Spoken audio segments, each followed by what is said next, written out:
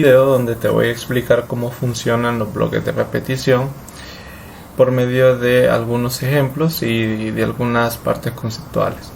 Entonces vamos a empezar explicando el funcionamiento de tres bloques de repetición bastante clásicos, digamos. Uno es el bloque mientras, el otro es el bloque hacer mientras y por último tenemos el bloque repetir hasta que. Aquí faltó la palabra repetir. Ok. Entonces, ¿cómo funcionan? Lo vamos a explicar por medio de diagramas de flujo, ¿no? Vamos a tener el diagrama de flujo de cada uno. En el bloque mientras, el proceso inicia en este punto. Aquí el flujo del programa no entra dentro de, podemos establecer dentro del bloque de repetición y se evalúa una condición. Si esta condición es verdadera, pues entonces pasamos a un proceso, ¿no? Y como podemos observar del proceso, luego regresamos a la condición. Vamos a utilizar aquí un resaltador. Entonces vemos que aquí regresa, ¿no?, a la condición, se vuelve a evaluar y si es verdadero, entonces continúa y se vuelve a evaluar el proceso. Entonces ahí tenemos lo que denominamos el bucle, ¿no? Aquí está claramente, se ve que hay un bucle que está repitiendo. ¿Y cuando sale de este proceso? Bueno, cuando la condición al evaluar, la verdad, esta es falsa, ¿no? Este es el punto de salida, ¿no?, del bucle, ¿no? Entonces tenemos ese tipo de bloque y el nombre pues está bien sugerente porque pues dice mientras la condición sea verdadera, entonces se va a estar ejecutando ese proceso.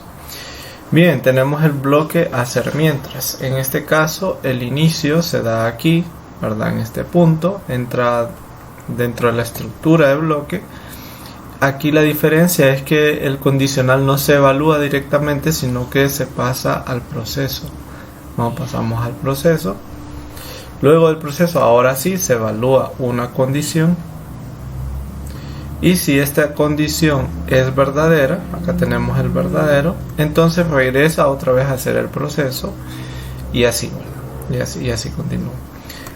Muy parecido en el condicional siempre debemos encontrar la salida. Entonces, en el caso de que sea falso, pues nosotros encontraríamos la salida de tal proceso, ¿no?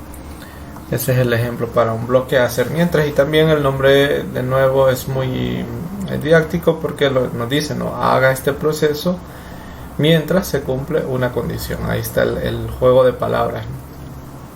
Bien, y estos dos en realidad son muy parecidos. Si se fijan la estructura como tal, ¿verdad?, la forma en la que están dispuestas estos diagramas, pues estos dos diagramas pues es la misma. Entonces vamos a ver que es una diferencia muy sutil, digamos. Al igual que en el bloque hacer mientras, se hace primero el proceso, luego se evalúa una condición. Hasta aquí todo igual. La diferencia es que el bucle se da cuando, o sea, se regresa al proceso cuando la condición es falsa, ¿no? Entonces aquí es donde tenemos el bucle, ¿no?, cuando la condición es falsa, a diferencia del hacer mientras, que es cuando la condición es verdadera. Y este termina cuando, ¿verdad?, este es el fin, termina cuando la condición es verdadera. Y por eso pues también tiene cierto sentido, ¿no?, porque nos dice repita este proceso hasta que se cumpla esta condición, ¿no? Mientras tanto pues continúe con ese proceso. Entonces, bueno, estos son así, ¿verdad?, los bloques de repetición. Nos hace falta ver uno, pero ya lo vamos a ver en unos minutos. Bien, veamos ahora su sintaxis como pseudocódigo, ¿no? Esta es la parte del pseudocódigo. En el pseudocódigo, aquí estamos trabajando con PCInt. Pues veamos cómo funciona, cómo se escribe el mientras. Este es el del bloque mientras, ¿no?, el que tenemos aquí. Este es el bloque mientras. Y el de la derecha es el de repetir hasta que, ¿no? Ahí se puede ver. Entonces vean cómo se escribe, ¿verdad?, cuál es la sintaxis para este pseudocódigo, ¿no? En el mientras, simplemente vamos a usar aquí un resaltador. En el mientras, pues aquí se coloca la condición, ¿no? el condicional, ¿no? Que era lo que se explicaba aquí, ¿no? La condición que tenemos aquí. Y luego se hace, si esta es verdadera, se hace la secuencia de acciones, que es el equivalente a decir el proceso aquí. Y eso se está repitiendo, ¿no? Hasta que, mientras la expresión lógica sea verdadera, y si no, pues termina. En el repetir hasta que, pues lo mismo, ¿no? Si se fijan, aparece primero la palabra repetir, luego se hace la secuencia de acciones, ¿no? Entonces, lo que indica que primero se hace el proceso, ¿no? Primero el proceso y luego hasta que, bueno, tenemos la expresión lógica aquí, ¿no? Que sabemos que va a terminar hasta que la expresión lógica sea verdadera. Si es falsa, pues va a continuar haciendo la secuencia de acciones. Entonces, bueno, solo coloqué estos dos bloques de repetición porque el bloque hacer mientras no aparece no aparece por defecto, digamos, en el programa de PCI, solo aparecen estos dos al inicio, pero se puede hacer algunos ajustes en las herramientas para que sí aparezca el bloque de hacer mientras, ¿no? Pero bueno, por defecto aparecen estos dos, así que nos quedaremos con esos dos. Dentro del mundo, podríamos decirlo así, de bloques de repetición, vamos a encontrar algunos tipos de variables que son útiles para resolver ciertos problemas, apoyándonos en los bloques de repetición. Vamos a empezar viendo algunos ejemplos. Por ejemplo, tenemos la bandera. El tipo de variable bandera es una variable que está a la espera de recibir un valor o rango de valores específicos. Típicamente suele decirse que una bandera es una variable de tipo lógico que está esperando un valor de verdad, ya sea falso o verdadero, pero en realidad podríamos decir o podríamos generalizar que una bandera pues es más que eso, ¿verdad? Por ejemplo, puede estar esperando valores entre 1 y 10, o puede estar esperando valores negativos, o puede estar esperando o puede ser sensible, podemos decirlo así, a valores a primos, por ejemplo, etcétera, ¿no? Entonces eso es una bandera y ya lo vamos a ver en algunos ejemplos para que quede un poco más claro. También tenemos el acumulador, ¿verdad? Que es una variable que permite concentrar, ¿verdad? El concepto de ir acumulando una cantidad, ¿verdad? Que también puede ser disminuyendo, no puede ser que esté acumulando números negativos, o puede ser que esté acumulando números positivos, ¿no? Un ejemplo muy usual, muy típico, ¿verdad? Es cuando usted está haciendo una cuenta, está acumulando precios, por ejemplo, de algunos productos. Entonces ahí está acumulando valores, o incluso puede aparecer el concepto de disminuyendo también, porque pues puede tener deudas, entonces ahí va disminuyendo deudas, pero aún se le puede considerar como acumulando algo, ¿no? Entonces igual vamos a ver también aquí un ejemplo de una variable acumuladora. Al igual que también se puede conceptualizar la idea de ir sumando o restando una cantidad a otra, ¿no? Iterativamente. También tenemos la parte de que, bueno, también se pueden ir acumulando multiplicaciones o divisiones, ¿no? En ese sentido, a este tipo de variables se le suele llamar más como un multiplicador, ¿no? Que es lo que vemos aquí en el número 3, y ahí vemos la definición, que es muy similar a la de acumulador. El contador es una variable acumuladora, solamente que, como su nombre lo indica, nos sirve para ir contando, ¿no? Entonces suele ser una variable que puede empezar en 1, luego en 2, en 3 y así, ¿no? Va como contando, ¿no? Va cambiando, va modificando sus valores en ese sentido. Bien, esas son las variables que suelen aparecer, ¿no? en ciertos problemas, ¿no? Aquí tenemos el primer ejemplo, ¿no? Este ejemplo de PCI es un ejemplo que simplemente pues hace una suma de los gastos diarios, digamos, de alguna persona, ¿no? Entonces aquí tenemos el diagrama de flujo, pero también tenemos el pseudocódigo. Entonces vamos a ver el pseudocódigo. Aquí lo tenemos. Este es este primer ejemplo que vemos aquí. Lo vamos a lo vamos a ver, ¿verdad? Cómo trabaja, ¿no? Aquí tenemos el ejemplo. Este debería de comentarlo. Vamos a comentarlo aquí y ya no tendríamos problema. Entonces, simplemente es un programa que va a sumar los precios con un bloque de repetición. Entonces, vamos a tener una variable que va a guardar el precio que el usuario le va a estar dando al programa, al algoritmo. Y vamos a tener una variable de gastos que es la que va a acumular los precios que nosotros le vayamos dando. Entonces, en este sentido, la variable gastos es una variable acumuladora, ¿no? Luego tenemos una variable bandera, que aquí el nombre es para ilustrar el concepto de una variable bandera, ¿no? Que va a ser la variable que me va a indicar cuándo se va a parar, ¿verdad?, de ingresar gastos, ¿no? Entonces, por ejemplo, aquí se usó un bloque mientras, como pueden ver, acá tenemos la estructura de un bloque mientras, y la bandera, que es lo que va a estar esperando, ¿no? La bandera me va a indicar cuando la bandera sea falso. Entonces ella estará esperando el valor de falso para salirse del bloque mientras, ¿no? Ese es el objetivo de esta bandera, ¿no? Cuando la bandera sea falsa, entonces se va a salir del bloque mientras. Por ende, al inicio la bandera es verdadero para que pueda pasar el test, ¿verdad?, la condición la primera entrada al bloque mientras. Ahora, gastos, se había mencionado que es una variable acumuladora, y como inicialmente no tiene ningún precio, ¿verdad?, que se le pueda adjudicar, entonces se le suele decirse se inicializa en 0, ¿verdad?, porque no tiene nada, ¿no? Eso es lo que está indicando, es que no hay nada ahí.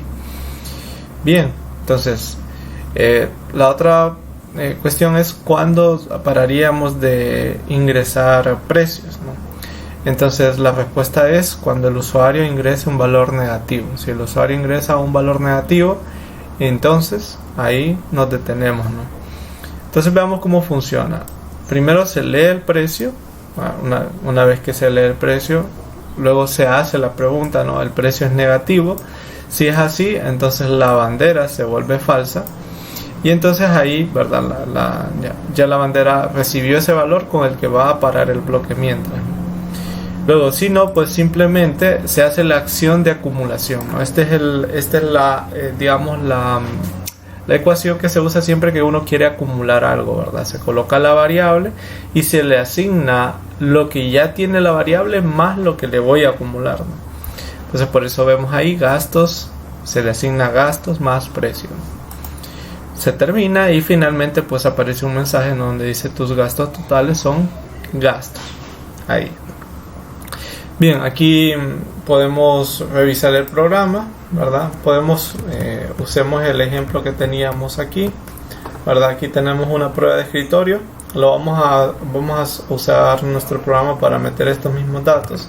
Entonces, fíjense, tenemos 21.2, luego tenemos 35.3, luego tenemos 7, 102.5, 45.2 y menos 2.1, que con ese valor ya se debería terminar. Y ya nos dice aquí tus gastos totales son 211.2, ¿no? 211.2. Aquí tengo un error en la salida de pantalla, ya lo vamos a corregir aquí. 211.2. Entonces, bueno, estudiemos la prueba de escritorio para aclarar todavía más este algoritmo, que es relativamente simple, ¿no?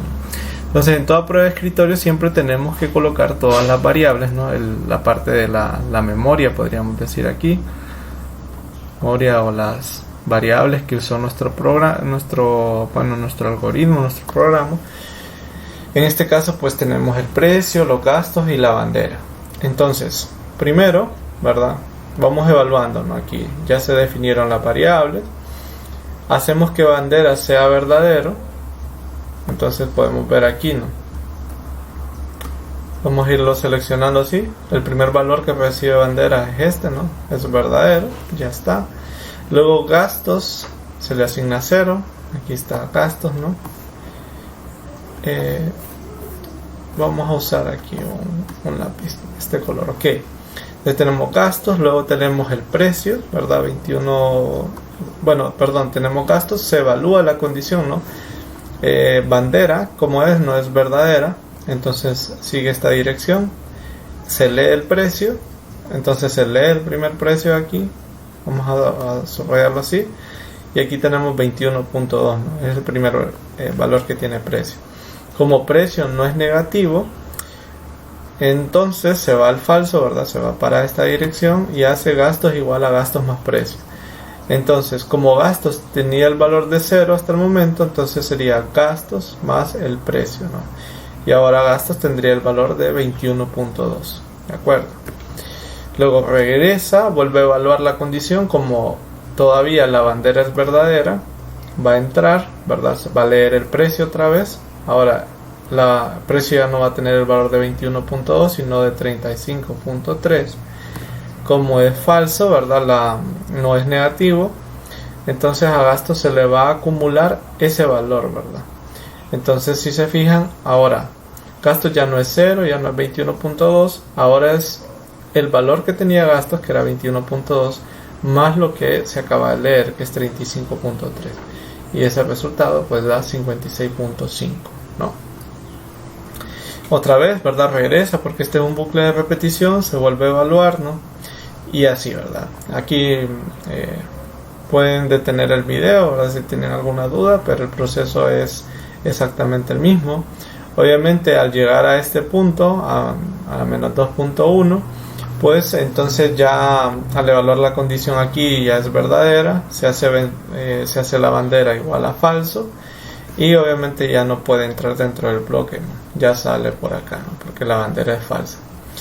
Y eso nos deja con la salida final, ¿verdad? Que aquí es podemos decir aquí la pantalla, donde nos dice tus gastos totales son 211.2 en este caso, ¿no? Y bueno, ahí teníamos ese ejemplito, ¿no?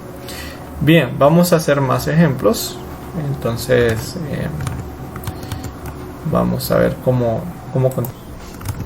ok, vamos a ver dos ejemplos más donde usamos los otros bloques con los que no hemos trabajado hasta el momento. Entonces vamos a quitar esto, vamos a comentarlo y vamos a ver el ejemplo número 2, donde se hace exactamente lo mismo que en el ejemplo anterior, con la diferencia que se usa un repetir hasta que, ¿verdad? Entonces vamos a ver, es una diferencia bastante sutil. Aquí he decidido no usar una bandera, sino que simplemente utilizo como bandera el mismo precio. El precio lo reciclo para que sea una bandera. Entonces veamos cómo funcionaría, ¿no? Entonces entramos a repetir, leemos directamente el precio y se lo acumulamos. Luego de eso, en la condición se coloca hasta que el precio sea negativo, o sea, esa va a ser su manera de salir, ¿no? De salir del bloque, ¿no? Si alguien pone algo negativo. Entonces, al final sí que hay que tener cuidado, como el valor negativo lo que me indicaba era que ya quería salir, no que se lo acumulara. El problema es que aquí se le va a acumular al final. Entonces, para podérselo, digamos, para poder restablecer lo que de verdad quería, simplemente tengo que restárselo, ¿verdad? Y con eso ya me quedo con los gastos como tal, ¿no? Y ahí tenemos tus gastos totales, son gastos, ¿no? Entonces, fue lo mismo, ¿no? La misma idea, solamente con un repetir hasta que. Y bueno, ahí teníamos. Bueno, veamos este ejemplo, ¿verdad? Nos dice, voy a contar los números pares que me des. Y nos dice que para terminar ingrese menos 1, ¿no? Entonces ahí tenemos, vamos a ocupar, esa va a ser como nuestra bandera, ¿no? Aquí vamos a utilizar el concepto de contador. Entonces lo que queremos es contar como tal. Por eso se inicializa en 0, porque todavía no hemos encontrado ningún número par. Entonces usamos la instrucción repetir. Tenemos leer n, ¿verdad? Se lee el valor. Se pregunta, ¿no?, si es par. Si lo es, entonces lo contamos. Miren, aquí como tiene la misma ecuación de un acumulador, ¿verdad? Contador, le asignamos contador, solo que le acumulamos 1 para hacer el efecto de conteo. Y esto se haría hasta que n sea igual a -1. Cuando el usuario ingrese -1, pues entonces ahí terminaría. Y pues al final tendríamos el mensaje, ¿no? Tú ingresaste el contador y número de pares. Podemos verlo aquí un ratito. Por ejemplo, yo le puedo ingresar 2, 3, 4, 4, 5 y a -1. Y ya me dicen, ingresaste 3 números pares, que son el primer 2 y el 4 y el 4 que están ahí en medio, ¿no? Bien, espero que este video te haya sido de utilidad y nos veremos en otro próximamente.